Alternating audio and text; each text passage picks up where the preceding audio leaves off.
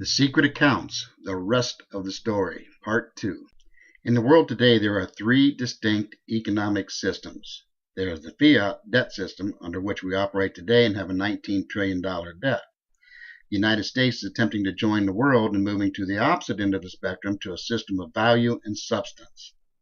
These two systems handle two entirely different and distinct forms of currencies. The fiat has no value or substance, while the other end of the spectrum has actual substance and value, absolute opposites. Like water and oil, the two do not mix. You may remember that we cannot commingle the funds. And because you cannot commingle the funds, there is a third banking system in the middle, the exchange system.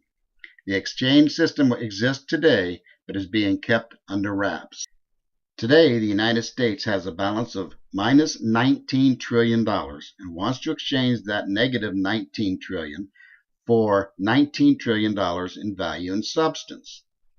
It is simple math that one cannot simply exchange a negative for a positive without some transaction or exchange taking place.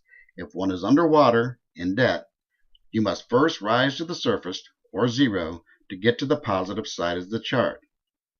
It is at the 0 point that the exchange takes place, discharging the debt to facilitate the rise to the substance side of the chart. In a mortgage, this 0 point is a point of redemption of the property. Today, the banks are attempting to introduce a new form of math to the equation.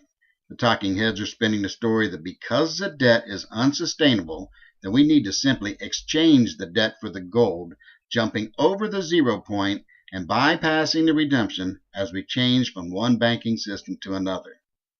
Now, I don't know about you, but this raises huge red flags for me.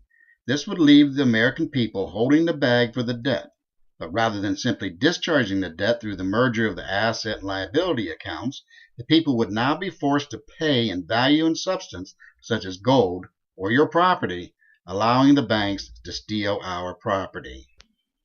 So how can they get away with that? If they were to allow thousands of people to believe they have accessed their private accounts, creating a feeding frenzy, then suddenly down comes the long arm of the law. Voila! They have just created the impression or the illusion that the discharge is a fraud, thereby criminalizing the idea of discharge and redemption.